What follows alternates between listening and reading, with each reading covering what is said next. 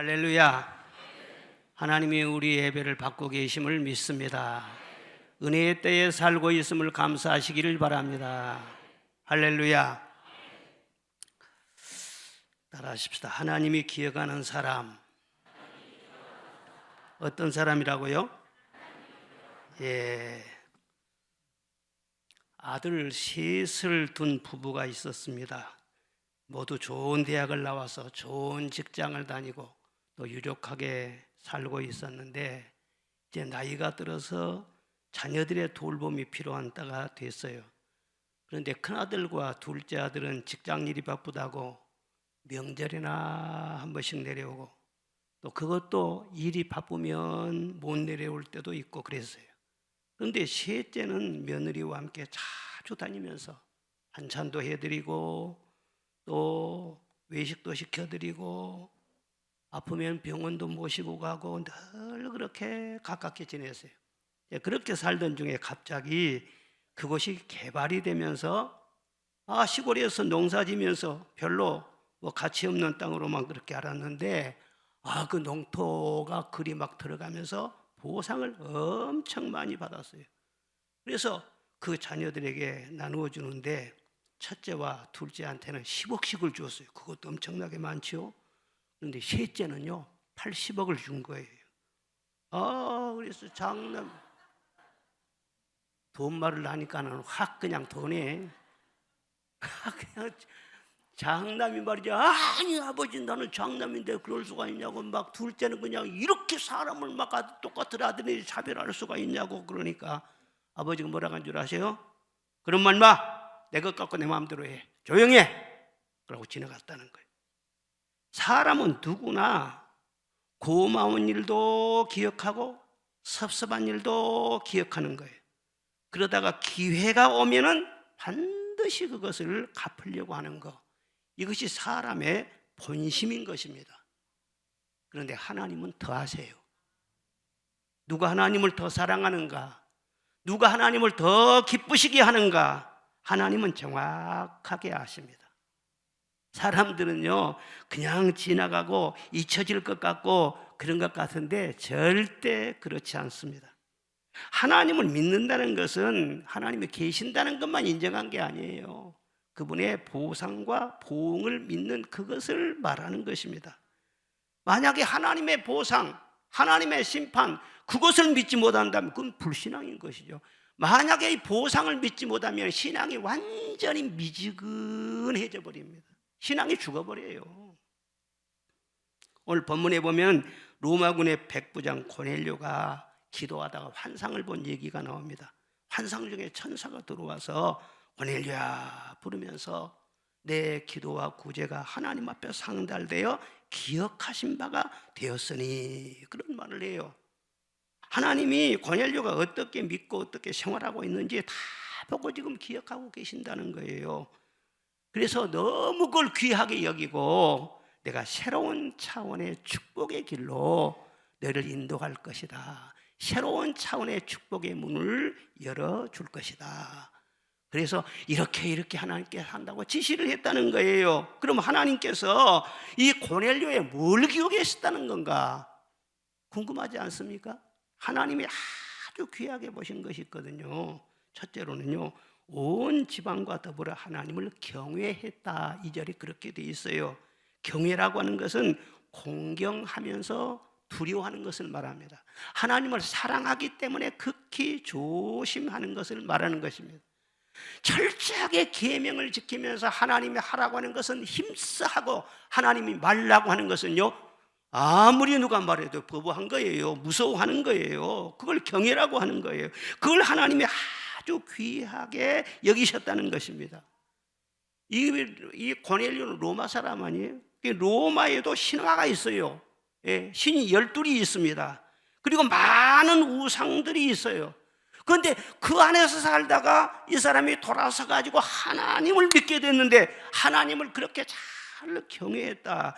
이것은 하나님에 대한 올바른 지식, 올바른 신관, 이것이 있었다는 것을 알 수가 있어요. 신앙생활의 기초는 무엇이냐? 하나님에 대한 신관입니다. 신관. 하나님을 어떻게 알고 믿느냐, 그게 굉장히 중요한 거예요. 사람들마다 다 하나님 뭐 다 인정한다고 그래요. 근데 어떤 사람들은 하나님은 안 보이니까 뭐 있는 둥 마는 둥 뭐 그렇게 생각하는 사람도 있고, 어떤 사람은 반신반의하는 사람도 있어요. 어떤 사람은 하나님이라고 말을 하면서도 무슨 산신령처럼 전설 속에 나오는, 나와는 거리가 먼 아주 희한한 분으로 생각하는 그런 분들도 있고, 어떤 분들은 내 소원이나 들어주시는, 그래서 필요할 때면 찾으면 되는 그런 신정도로 생각하는 사람들이 믿는 사람 중에서도 꽤 있는 거예요. 그런 하나님이라면 사실을 사랑할 필요도 없죠. 그리고 두려워할 이유도 없을 것입니다. 우리가 하나님을 어떻게 알 수 있습니까? 하나님은 보이지 않기 때문에 아무도 사실 볼 수도 없고 알 수도 없는 거예요. 하나님은 보이지 않기 때문에 그가 계시해 주시지 않으면 절대로 몰라요. 그런데 하나님은 어떻게 계시하시느냐? 성경 말씀을 통해서 계시하는 것입니다. 성경을 읽는다고 하더라도 거기에 성령의 빛을 비추어 주셔야 하나님을 비로소 알 수 있는 것입니다. 그래야만이 성경적으로 건강한 신관을 가질 수 있는 거예요. 성경에 뭐라고 하나님에 대해서 말씀했습니까? 창세기 1장 1절에 태초에 하나님이 천지를 창조하시니라. 하나님은 전능하시다는 거예요. 천지와 만물을 창조하시는 하나님, 다스리시는 하나님, 큰 일을 행하시며 바람과 파도를 잔잔하게도 하시고 모든 생명을 죽이기도 하시고 살리기도 하시고 사람을 높이기도 하고 낮추기도 하시고 부하게도 하시고 가난하게도 하시고 상하게도 하시고 싸매기도 하시고 생사화복을 주장하시는 살아계신 하나님이라는 거예요. 권력도요, 살아있는 권력이라야 두렵지 죽은 권력은요 뭐 조심할 거 하나도 없어요. 옛날에 왕년에 뭐 했다는 거 하나도 두려워할 것 없어요. 하나님도 하나님 이름뿐이라면요 두려워할 필요가 없어요. 그런데 하나님은 살아계신다는 거. 욥기에 지혜와 권능이 주께 있고 그가 허신즉 다시 세울 수 없고 가두시면 나오게도 할 수 없고 민족을 커지게도 하고 멸하게도 하시며 만민의 우두머리에 총명을 주기도 하시고 빼앗기도 하시고 나라의 흥망성쇠와 개인의 생사화복과 현재와 미래가 오로지 하나님의 손에 있다. 그 누구와도 비교의 대상이 될 수 없는 절대절명의 하나님이시다. 주 하나님 지으신 모든 세계만 봐도 얼마나 아름다워요. 그런데 그 세계를 창조하신 하나님은 얼마나 위대하고 아름다워요. 우리 찬송 한번 부르고 지나갑시다. 주 하나님 지으신 모든 세계 내 마음속에 그리워볼 때 하늘의 별 울려 퍼지는 데서 주님의 권능 우주의 숲속이나 험한 산 골짜기에서 주저귀는 저 새소리들과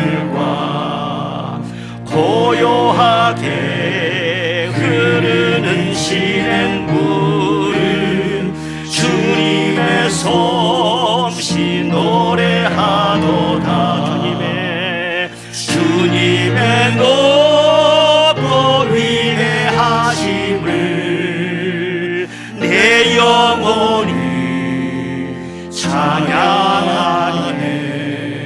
주님의 높고 위대하심을 내 영혼이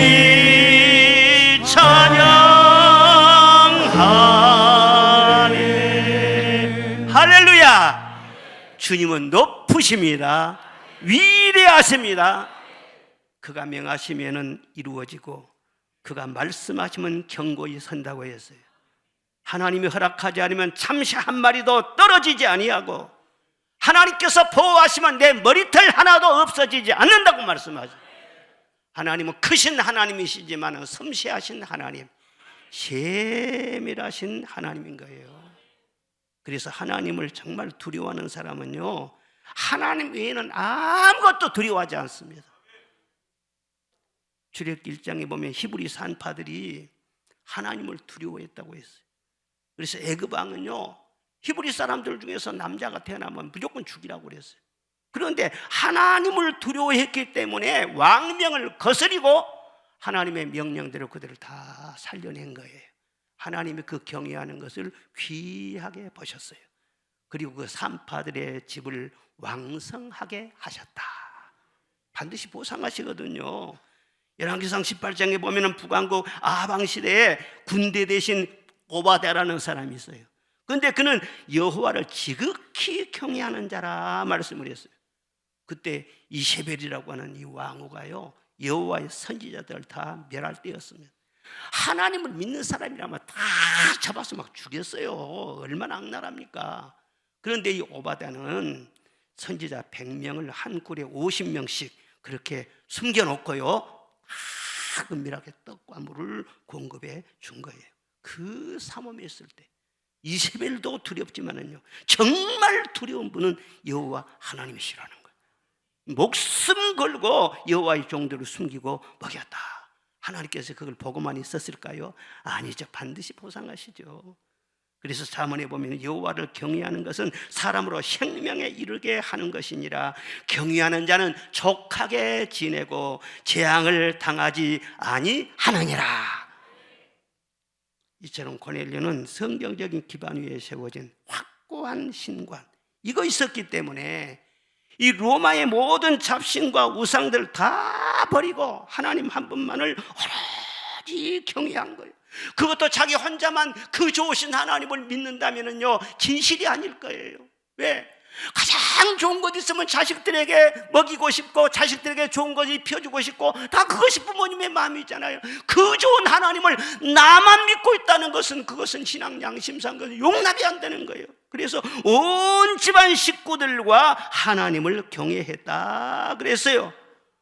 그리고 그들에게 하나님을 가르치고 전하고 그들을 다 이끌어서 온 집안들을 다 모여서 하나님께 예배를 드리고, 하나님은 두세 사람이 내 이름으로 모인 곳에 내와 그들도 함께한다 그랬어요.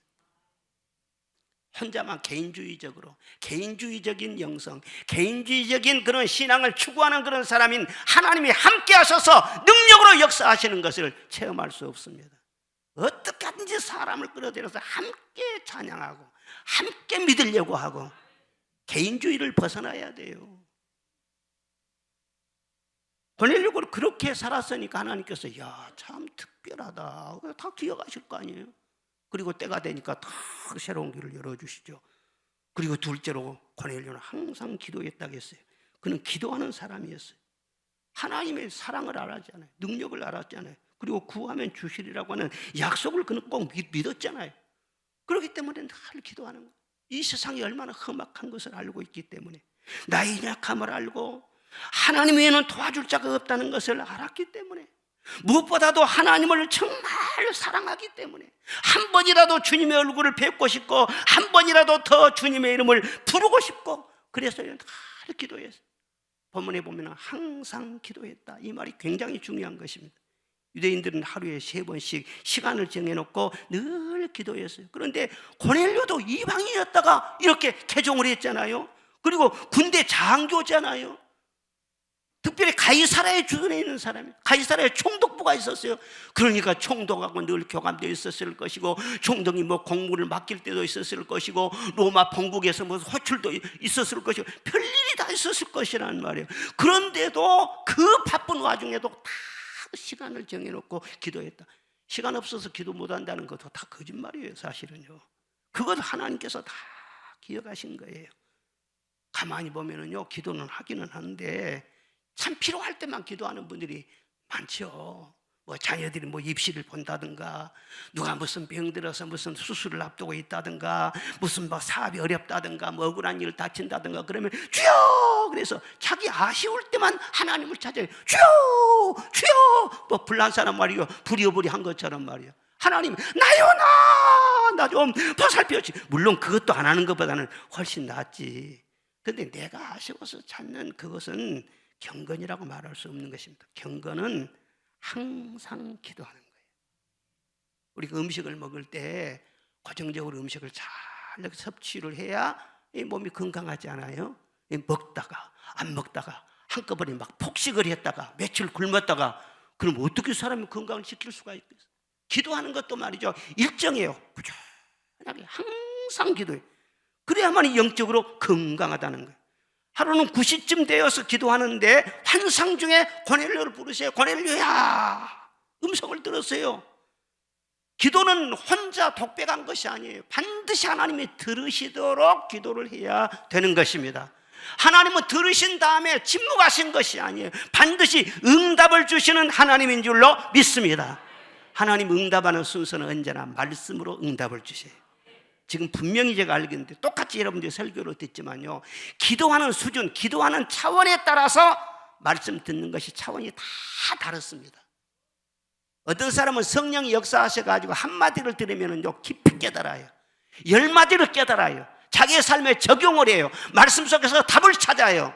그런데 어떤 사람들은요 웃기는 얘기만 하면 하고 지나가지 영적으로 깨닫는 것이 둔하거든요. 고넬료야 이름을 부르셨어요. 그리고 이렇게 해라. 요바에 가면은 베드로라는 사람이 있는데 그를 청해다. 전혀 몰랐었는데 그걸 가르쳐 준 거예요. 너는 내게 부르짖으라. 그래야만 내가 네게 응답하겠고 내가 알지 못하는 크고 비밀한 일을 보여줄 것이니라. 진짜 그 말씀대로 비밀한 일을 보여주지 않습니까? 하나님을 만나면 새로운 길이 열리는 것입니다. 역사가 일어나는 것입니다. 사실 유대인과 이방인 사이에는 높은 장벽이 있었어요. 그래서 유대인으로서 이방인은 만나서 안 돼요. 같이 먹어서도 안 돼요. 상종할 수가 없는 그런 완전히 벽이 있다고 말이에요. 그런데 성령이 역사하셨어요. 그래서 이 두꺼운 장벽을요 넘게 하신 거예요. 그래서 고넬료와 베드로가 서로 만나게 하신 거예요. 도저히 이것은 만날 수가 없어요. 그런데 성령이 주선해가지고 자연스럽게 만나게 하신 거예요. 성령이 우리에게 역사하시면은요 하나님이 중요하고 큰 일을 하면서도 자연스럽게 일하십니다. 평생 뭐 꿈쩍도 안 한 그런 문제들을 하나님이 쉽게 또 그걸 풀어주시는 거예요. 우리 한 사람 한 사람에게도 누구든지 다 우리는 자녀이기 때문에 그거 놀라운 계획을 갖고 계세요. 너는 대권 자식이니까 저리가, 너는 저리. 그런 일이 없어요. 여러분 한 사람 한 사람에 대해서 크고 놀라운 계획이 있어요. 이걸 믿으십니까? 아멘 할 사람만 있는 거예요. 아멘! 아멘! 자녀의 확신을 가져야지. 그런데 그걸 모르면은요 막 답답한 거예요. 인생이 기쁨이 우선 없는 거예요. 그런데 고넬료가 기도할 때 환상이 보이면서 주의 음성을 듣고 그런 것처럼요 우리도 성령이 이끌려서 늘 그렇게 기도하면은요 성령께서 여러 가지로 그것을 깨닫게 하여 주시는 것입니다. 그리고 새로운 길을 열어 주실 줄로 믿습니다. 그래서 하나님을 사랑하는 자는 예수 이름으로 기도하는 것을 즐거워하는 것이, 누구를 만나는 것보다도 주님 만나는 것을 늘 귀하게 여기시는 것입니다. 그 전에 한번 간증했던 최양자 원장님의 간증인데, 그분이 자녀 7을 낳아 기르면서 시어머니까지 모시고 그렇게 살았어요. 그러니까 10식구를 모시고 산 거예요. 그 가난했던 시절에 그 식구들 굶기지 않고 먹이려면 얼마나 일을 많이 했겠어요. 그러니까 밤이면은요 그냥 하루 종일 일하다 보면은 피곤이 몰려와 가지고 그냥 자리에 누우면 그냥 쓰러질 듯이 이렇게 누워가지고 그냥 잠에 꼴꼴 떨어지는 거예요. 그런데 그래도 날마다 새벽 3시만 일어나서 새벽 기도를 다녔다. 예. 그리고 이왕이면 내가 1등으로 새벽 기도를 해야지. 그리고 결심하고 아침 일찍 일어나. 마음이 깨어서 그러는 시간만 되면 주님께서 아주 정확하게 깨워주셨다는 거예요. 그리고 새벽 기도에 1등으로 못 갈 것 같으면요 아예 옷을 입고 잤다는 거예요. 그런데 하루는 눈이 엄청나게 많이 왔었는데 눈에 푹푹 막 빠지면서 힘들게 교회를 갔어요. 저도 우리 모교에서 예배 드릴 때 그럴 때가 있었거든요. 새벽에 나가다니요 눈 푹푹 빠져갖고 막 눈 속에서 막 둥글기도 하고 그랬던 적이 있거든요. 예? 그래서 새벽 기도를 갔는데 그날따라 눈이 너무나 많이 와가지고 아무도 나오지 않아요. 눈 때문에 목사님도 그날은 못 나왔더라는 거예요. 그래 혼자 새벽 기도를 다 이렇게 하는데 갑자기 환상이 쫙 보였어요. 강대상로부터요 두 손이 쫙 다가오더니 자기 두 손을요 꼭 잡아준 거예요. 너무나 놀라서 기절할 뻔했다는 거예요. 그때 주님이 차분한 음성으로 말씀하셔요. 네 오른손이 내 왼손이고 네 왼손이 바로 내 오른손이다. 내가 너를 항상 붙들고 있단다. 너는 새벽 기도에 1등으로 오기로 결심하고 꼭 그렇게 하고 있구나. 누구보다도 부지런히 나를 섬기고 있구나. 사랑하는 딸아, 나는 너를 잘 안다. 너를 항상 기억하고 있다. 네가 나에게 땅을 달라고 조른 적도 없고 좋은 집을 달라고 조른 적도 없어. 그리고 아들 공부 잘 시키라고, 또 딸 좋은 시집 보내달라고, 자녀들 좋은 직장 되게 해달라고 그렇게 구한 적도 없다. 너는 오직 나를 사랑하는 기도만 그렇게 하였다. 나를 사모하는 마음으로 가득 차있다. 없는 살림에도 나에게 바치려고 그렇게 몸부림치는 것도 내가 다 알고 있다. 네가 나를 사랑하는 것처럼 나도 너를 사랑한다. 너처럼 나를 섬기는 자는 천에 하나 만에 하나도 내가 못 봤다. 내가 너를 그러므로 사랑한다. 딸아, 내가 너에게 보상을 줄 것이다. 그날 아침에 기도하면서 너무너무 행복한 시간. 진짜로 기도하는 사람들의 보상은요 마음의 기쁨인 거예요. 기도하고 나면 그렇게 행복할 수가 없는 거예요. 그래서 한 번이라도 주님을 사랑하기 때문에 더 주님 부르고 싶고, 더 한 번이라도 가까이 가고 싶고, 먼저 가고 싶고, 그렇게 해서 새벽 기도를 한 것인데, 아니 주님께서는요 10식구를 섬기는 어려움도 알고 계셨고, 눈을 헤치고 새벽 기도 오느라고 고생하는 것도 알고 있었고, 나의 모든 필요한 것도 다 알고 있었고, 다 알고만 있으면 뭐예요? 사람들은 알고만 있어도 도와줄 수 없어. 근데 하나님은 도와주시잖아요. 그래서 꼭 그분이 후에 어떻게 됩니까? 초등학교도 못 나온 분이야. 그런데 꼭 박순애 전도사님처럼 사명을 받아가지고 전국 각지에 다니면서 수많은 영혼들을 구원하고 치유사역을 감당하고, 그리고 몇 년 전에 천국을 가셨죠.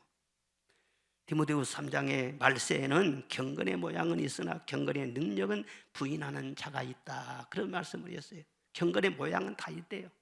믿는다는 형식도 있고 의식도 있고 아는 것도 많고 다 그런데 능력이 없어. 나 이렇게 기도해서 응답받았다. 산을 옮기지도 못하고 마귀를 쫓아내지도 못하고 육적으로는 강해. 육은 혈기가 많고 자존심이 많고 신경이 예민하고 육은 시퍼렇게 살아있는데 영이 약해. 하나님을 찾지도 못해. 하나님을 잘 알지도 못해. 너는 거기서 돌아서라. 그렇게 말씀하세요. 항상 기도하고 낭망하지 말아라. 그렇게 말씀하세요. 우리도 고넬료처럼 항상 기도하면 기도 중에 환상을 볼 수도 있고 주의 음성을 들을 수도 있고 새로운 차원의 주의 인도하심이 있다는 것을 믿으시기를 바랍니다. 하나님과 함께 사는 사람은 시시하게 사는 것이 아니에요. 하나님이 붙잡아 쓰시는 거예요. 인도하시는 거예요. 처음에는 혼자 믿고 외롭고 살게 그런 것 같지만 나중에 지나면 저 사람 뒤에는 뭐가 있어. 뭐가 있기는 있어요. 하나님이 있죠. 사는 차원이 다를 수밖에 없는 거죠. 그리고 셋째로는 25절에 보니까 고넬료가 베드로의 발 앞에 엎드렸다. 그런 말씀이었어요. 엎드렸다. 그래서 절을 했대요. 고넬료가 환상 중에 주의 말씀을 듣고 즉시 순종하지 않습니까? 그래서 경건한 하인 둘과 부하를 엿바로 보내가지고 해변에 있는 피장의 시몬의 집에 가서 베드로를 모시고 오라 그랬어요. 지금도 그 엿바에 가면은 바로 그 집이 있습니다. 저도 성지순례하면서 거기를 가봤어요. 참 감회가 새롭지 않아요? 그들이 엿바에 가까이 이르렀을 때였어요. 그런데 마침 기도 시간이 되어서 베드로도 말이죠, 지붕 위에 올라가서 기도를 하고 있었어요. 그런데 베드로도 기도 중에 환상을 보았네. 보자기가 무슨 보자기가 쭉 내려오더니 각종 먹어서는 안 될 뭐 돼지고기, 뭐 개고기, 무슨 뭐 개구리, 무슨 뱀, 뭐 이런 아주 불길한 것들이 말이죠. 그 포자기에 그냥 잔뜩 보이는 거예요. 그러면서 이걸 먹어라. 그런 거예요. 아이고 하나님, 이 부정한 것은 나는 어릴 때부터 절대 안 먹었어요. 이 더러운 것을 어떻게 먹어? 그러니까 3번이나 내려오더니 먹어라, 먹어라 그러는 거예요. 그리고 잠시 뒤에 문 두드리는 소리가 들려요. 여기 혹시 베드로 선생님 계십니까? 그런데 그때 성령께서 하신 말씀이 내가 보냈다. 의심하지 말고 그들을 따라가라. 그들에게 말씀을 전하라. 그런 거예요. 그래서 이방인들한테는요, 그 환상을 보지 않았으면 절대로 안 가지요. 상종하면 안 되니까. 그런데 장벽을 넘어가지고는요, 그 환상 때문에 이 고넬료의 집에 가지 않습니까? 그래서 고넬료의 집에 갔는데 벌써 일가 친척 친구들까지 다 모아놓고 고넬료가 말이죠, 아주 사모하면서 긴장을 하면서 기다리고 있는 거예요. 집에 딱 들어가니까는 고넬료가 환상에 보고 들은 얘기를 쭉 하면서 이제 우리는 주께서 당신에게 명하신 모든 것을 듣고자 하여 다 하나님 앞에 있나이다. 무슨 하나님 앞에 있어? 베드로 앞에 있지. 그런데 하나님 앞에 있나이다 하면서 꿇어 엎드려 절을 했다. 베드로가 너무 부담스러우니까 일어나시라고, 나도 사람이라고. 베드로는요, 갈릴리 어부 출신 아니에요. 그때 당시 이 복음이라는 건 불법이에요. 그러니까 전도자들은 굉장히 서러울 때예요. 예? 아주 멸시받고 아주 천대받고 부당한 대우를 그렇게 받고 무시받고 그럴 때거든요. 죄인 취급받을 때였어요. 그런데 가이사라의 백부장이 말이요, 그 높으신 분이 말이죠, 베드로 앞에 딱 이렇게 엎드려서 절을 하는 거예요. 왜냐하면 하나님을 경외했기 때문에. 이분은 하나님이 보내신 분이라는 거예요. 하나님이 귀하시기 때문에 하나님이 보내신 이분도 귀한 분이라는 거예요. 그래서 자기의 권위와 체면 모든 거 다 내려놔요. 성경에 자세히 말씀 보면은요, 고넬료가 보낸 하인들도 처음에 베드로 딱 만났을 때요, 이래라 저래라 하대를 합니다. 말을 완전히 반말을 해요. 그런데 고넬료는요, 막상 오셨으니 잘하였나이다. 주께서 당신에게 명하신 모든 것을 듣고자 하여 다 하나님 앞에 있나이다. 이것이 바로 예배의 바른 자세라는 거예요. 사람이 말씀을 전해도 하나님의 말씀으로 받는 자세. 얼마나 참사함. 지금도 내가 사람이지, 여기 있는 사람이 여러분 똑같은 사람이지. 그런데 여러분 마음속에 어떤 마음으로 말씀을 듣습니까? 하나님이 주의 종으로 삼으시고 여기에 세우신 줄로 믿습니다. 사람의 말을 하고 있지만 하나님의 영으로 말하고 있는 줄로 믿습니다. 그래서 믿음으로 딱 받아들인다면요, 그 말씀이 여러분에게 생명을 주고요, 평안을 주고요, 능력이 있을 거 아니겠어요? 그때 베드로는요, 아람 말을 사용할 때입니다. 히브리 말도 아니고 헬라 말도 아니에요. 아람 말을 사용했었어요. 그때 모든 유대인들이. 그러니까 아람 말로 그때 말을 했을 거라요. 그런데 성경이 말씀하면 방언의 역사가 나타났어요. 말하자면은 오순절 마가의 다락방에 그들이 아람 말로 막 방언을 하니까는 모든 16개국의 사람들이 자기 말로 다 알아들은 것처럼 성령께서 그날도 말이요, 통역을 해 주시는 거예요. 여러분, 말씀을 들을 때는 성령의 통역이 정말로 필요한 것입니다. 복음이라는 것은 인간의 상식과 이성으로는 절대로 깨달을 수가 없어요. 여러분들이 어떻게 세상 사람들 믿지 않는데 하나님을 제대로 믿고 있습니까? 여러분들 천국과 지옥을 믿고 영생을 믿고 기적을 믿고 하나님의 응답을 믿고 하나님의 능력을 믿는 것은 여러분의 실력으로 믿는 것이 아니라 성령이 통역해 주시고 믿게 하여 주시고 도장을 찍어 주시고 그래서 믿는 것이죠. 할렐루야. 지금 이 순간도 성령께서 이 설교를 통역해 주시기를 바랍니다. 아멘. 오늘날도 예배에 자심만 주오면은요, 예배를 드릴 때마다 이런 성령의 역사가 일어나는 거예요. 우리도 고넬료처럼 정말 사모하고 늘 하나님 앞에 말씀을 기다리면서 예배를 드리는 우리 모두가 되어야 할 줄로 믿습니다. 우리가 성령님을 사모하는 것처럼 성령님은 우리에게 임하시기를 원하세요. 왜? 우리를 사랑하시기 때문에 가까이 하기를 원하세요. 지금은 성령 시대고 은혜의 때인데 얼마나 은혜 받기 좋은 때인 줄 몰라요. 우리가 지금 얼마나 얼마나 좋은 시대에 살고 있다는 것을 우리가 알아야 돼요. 보라 지금은 은혜 받을 만한 때요, 보라 지금은 구원의 날이로다. 이 시간도 은혜 받으시기 바랍니다. 저녁 예배도 성령 받으시기를 바랍니다. 하나님 앞에 예배를 드릴 때마다 하나님은 역사하실 줄로 믿습니다. 그리고 넷째로는요, 2절에 보니까 백성을 많이 구제했다 그랬어요. 골넬료는요 구제를 많이 했어요. 사랑 실천을 많이 했어요. 그것을 하나님의 딱 보고는요 기억하셨다는 거예요. 항상 기도하며 예배 잘 드리고 은혜를 받으면은요 어떤 현상이 일어납니까? 내 영혼이 만족을 하죠. 마음에 기쁨이 있죠.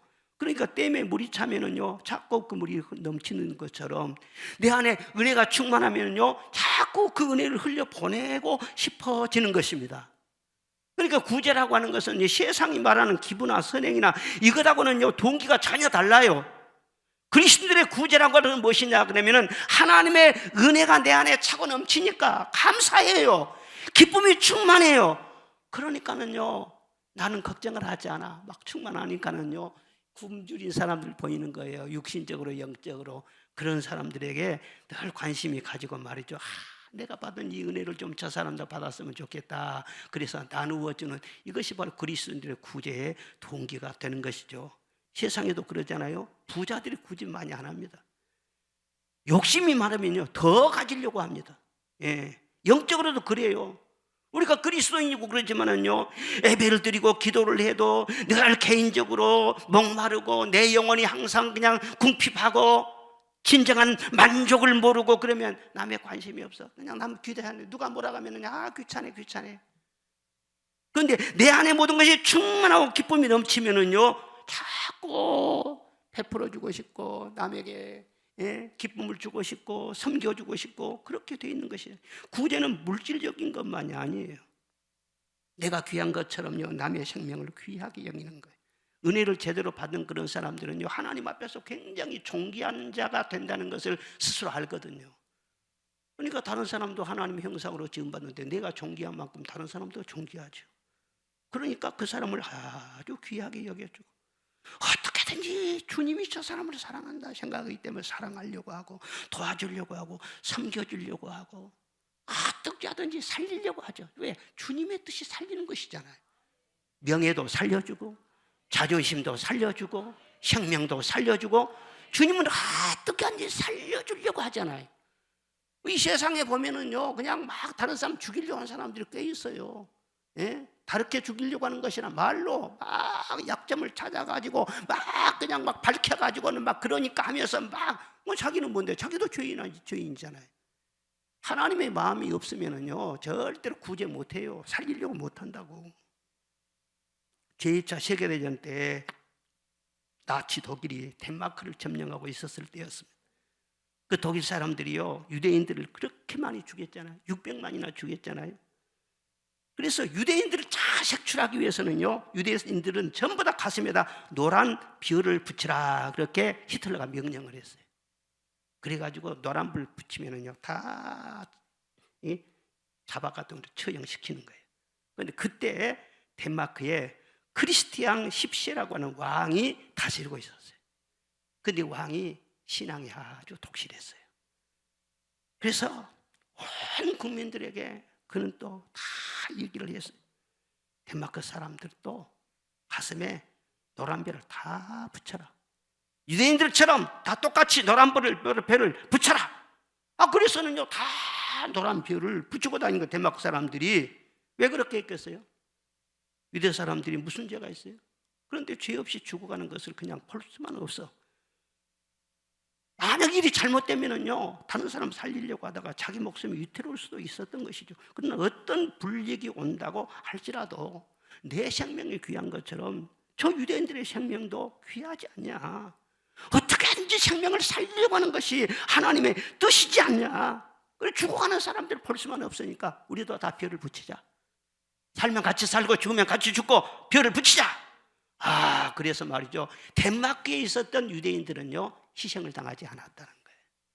그때 당시 덴마크가 95%가 인구의 95%가 루터 교회였습니다. 그리고 모든 것 전체가 완전히 신앙적이었어요.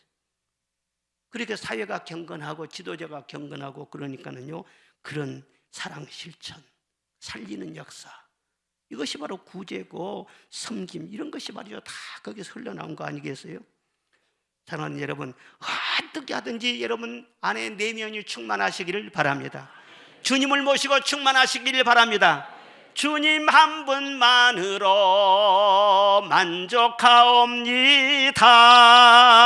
그래서 흘러넘치시기를 바랍니다. 내 문제가 복잡하고 예민하면요, 옆에 내 아내도 신경 쓰기 싫어요. 내 아내도 뭐라고 하면 에이 귀찮아 그런다. 그런데 내 안에 주의 성령이 충만하면요, 아내가 뭐라고 해도요, 자매요. 그러니까 이런 성령 충만한 사람 옆에 있으면요, 확 그냥 어둠에 빛이 밝은 것처럼요, 기쁨이 충만하게 돼. 여러분 한 사람 한 사람이 빛이 되시기를 바랍니다. 기쁨이 없는 곳에 기쁨을 전하고, 평화가 없는 곳에 평화를 전하고, 여러분에게 많은 것을 요구하지도 않아요. 물 한 방울이 필요한 것이 바로 이 세상인 것입니다. 긍휼이 필요한 것이 세상인 거예요. 기도 한마디라도 해주시기를 바랍니다.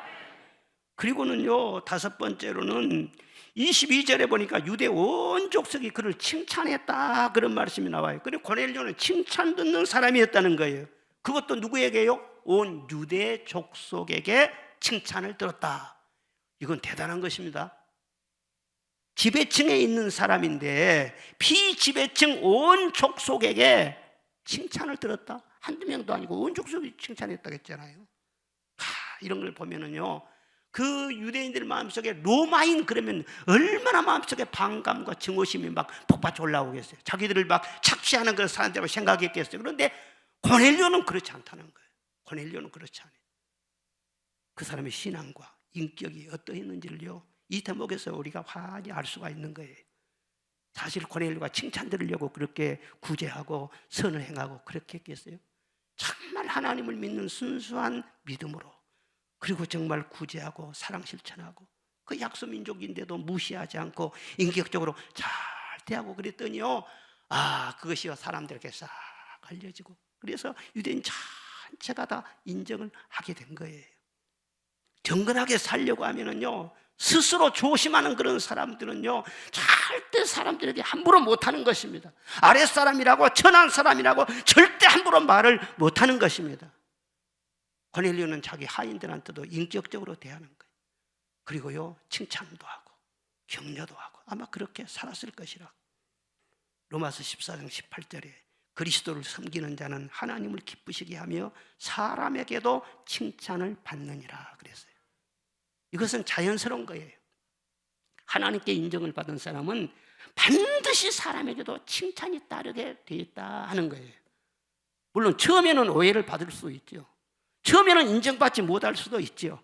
그런데 진실한 마음으로 꾸준하게 하나님을 기쁘시게 하며 사람들에게 선을 베풀며 이렇게 살다 보면은요, 다 드러나죠. 속에 있는 것이요. 그래서 사람들이요, 다 칭찬하죠.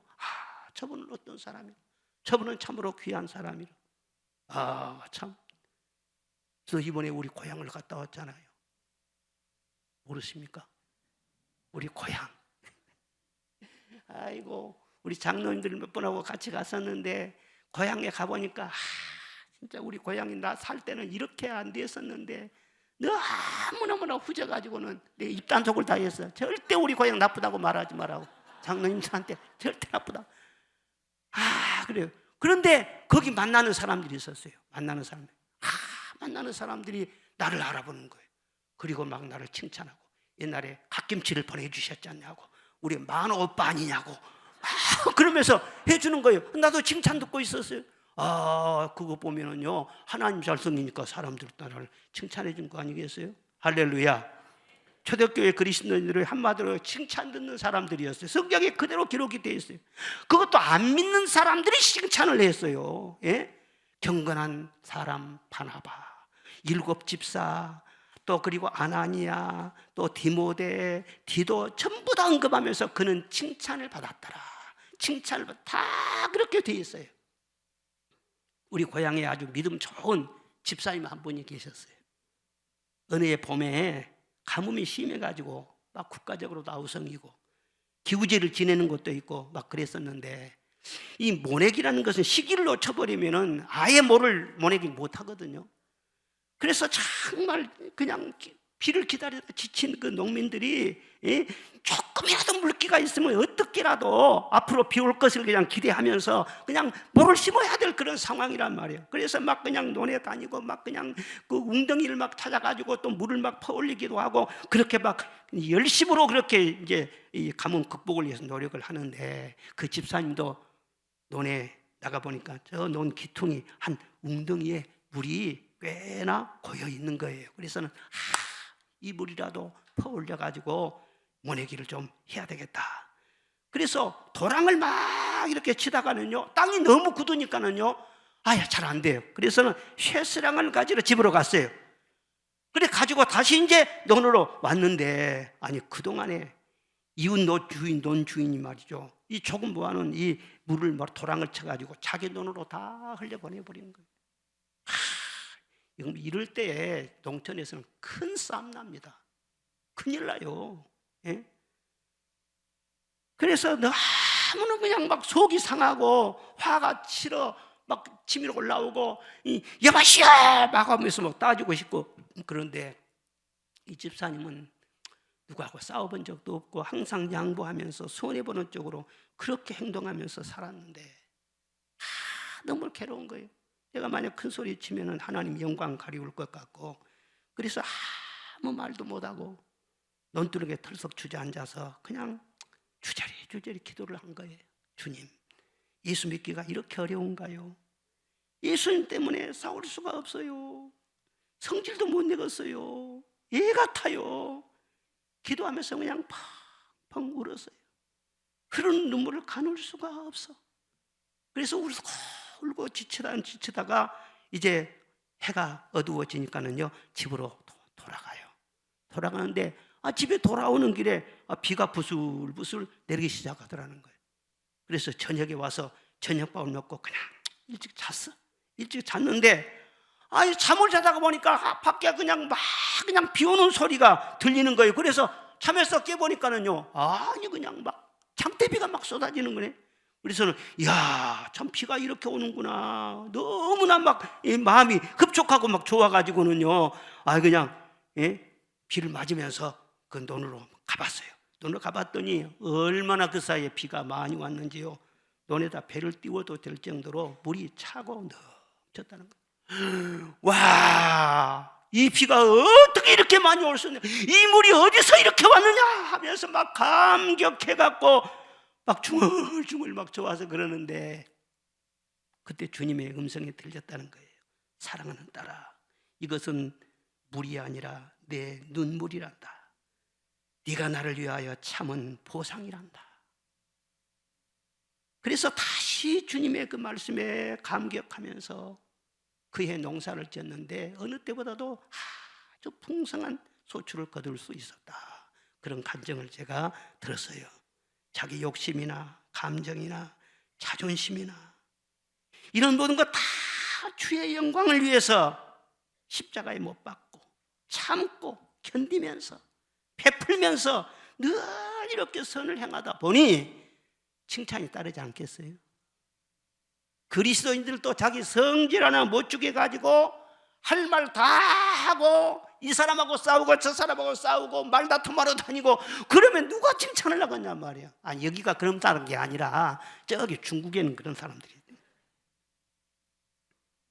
디모데전서 3장에 크도다 경건의 비밀이여 그렇지 않다 하는 이가 없도다. 경건은 비밀이라는 거예요.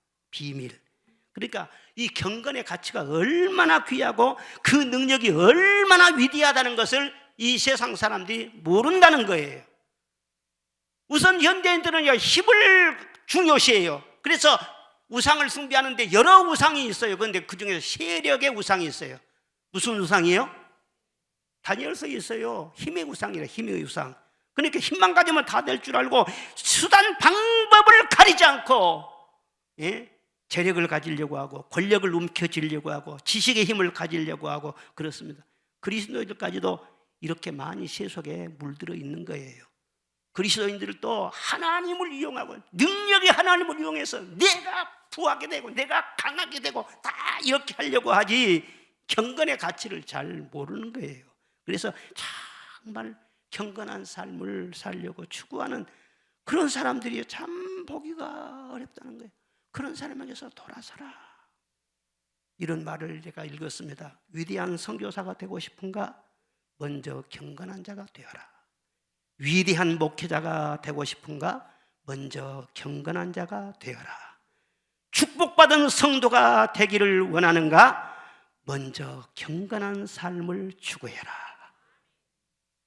경건을 잃어버리면 수단 방법을 가리지 않고 무슨 큰일을 한 것 같아도 나중에는 쓰임받고 버림받는다는 거예요. 하나님은 경건한 고넬료를 기억하셨어요. 그리고 새로운 차원의 축복의 문을 확 열어주셨어요.